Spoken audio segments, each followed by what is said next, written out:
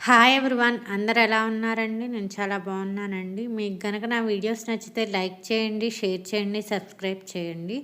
ఈరోజు మనం సింపుల్గా నాటుకోడి పులుసు ఎలా తయారు చేయాలో చూద్దామండి. ఇది చాలా సింపుల్గా తయారు చేసుకోవచ్చండి. ఈ నాటుకోడి పులుసు దోసల్లోకి, చపాతీల్లోకి, అన్నంలోకి సైడ్ డిష్గా చాలా బాగుంటుందండి.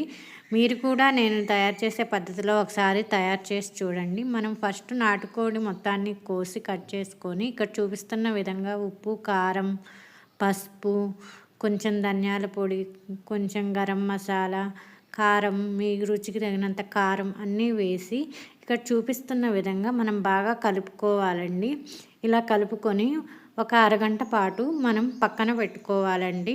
ఈ మసాలాలన్నీ ముక్కలకు పట్టే విధంగా వాటిని అన్నిటినీ కలుపుకొని పక్కన పెట్టుకొని దీంట్లో ఒక ఆనియన్, టమోటా, పచ్చిమిర్చిని తీసుకొని కట్ చేసి పెట్టుకోవాలండి. తర్వాత ఒక కుక్కర్ తీసుకొని 2 స్పూన్ల ఆయిల్ వేసుకొని దాంట్లో మనం కట్ చేసుకున్నటువంటి పచ్చిమిర్చి, ఆనియన్స్ను వేసి తర్వాత మనం కట్ చేసుకున్న టమోటాస్ను కూడా వేసుకొని వీటన్నిటిని కూడా బాగా మగ్గే విధంగా మనం కలుపుతూ ఉండాలండి.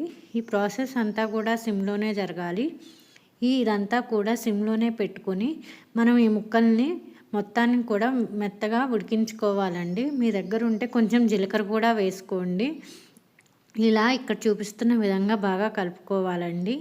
ఈ ముక్కలన్నీ కూడా బాగా మగ్గాలండి. ఇలా మగ్గిన తర్వాత మీ దగ్గర కరివేపాకు ఉంటే కరివేపాకు కూడా వేసుకోండి. ఫ్లేవర్ చాలా బాగుంటుంది. ఇలా అంతా వేసుకొని ఇవన్నీ కూడా మగ్గించుకోవాలండి. ఇలా అంతా మగ్గిన తర్వాత మన దగ్గర ఉన్నటువంటి మనం కలిపి ఆల్రెడీ ఉంచుకున్నటువంటి నాటుకోడి ముక్కలన్నిటినీ కూడా ఈ కుక్కర్లోకి ఇక్కడ చూపిస్తున్న విధంగా మొత్తం వేసేసుకొని బాగా కలుపుకోవాలండి. కొంచెం హై ఫ్లేమ్లో ఒక 10 మినిట్స్ వీటిని వేగనివ్వాలండి. అప్పుడే మూత పెట్టకూడదండి. వీటన్నిటిని కూడా కలుపుకుంటూ 10 మినిట్స్ వరకు ఉడికించుకొని ఇక్కడ చూపిస్తున్నట్టుగా మూత పెట్టి ఉడికించుకోవాలండి. ఇలా కొంచెం మగ్గిన తర్వాత దీంట్లోకి మనం మీకు కావాల్సిన పులుసుకి కావాల్సిన అంతగా వాటర్ పోసుకోండి. నేను ఇక్కడ 1 గ్లాస్ వాటర్ పోసుకున్నానండి. అదేవిధంగా కొంచెం ధనియాల పొడి కూడా వేసుకున్నాను. మీ దగ్గర ఉంటే కొంచెం గరం మసాలా పొడి కూడా వేసుకోండి. అది కూడా వేసుకున్నాను. ఇలా గరం మసాలా, ధనియాల పొడి వేసి ఒకసారి బాగా కలపాలండి. కొంచెం పులుసు ఎక్కువ కావాలంటే వాటర్ కొంచెం ఎక్కువ పోసుకోండి. ఇలా ముక్కల్లో వేసుకున్న తర్వాత మనం కుక్కర్లో మూత పెట్టుకొని ఒక 5-6 విజిల్స్ వచ్చే విధంగా ఉడికించుకోవాలండి. ఇలా విజిల్స్ అన్నీ వచ్చిన తర్వాత మనం ఆపివేసుకోవాలండి.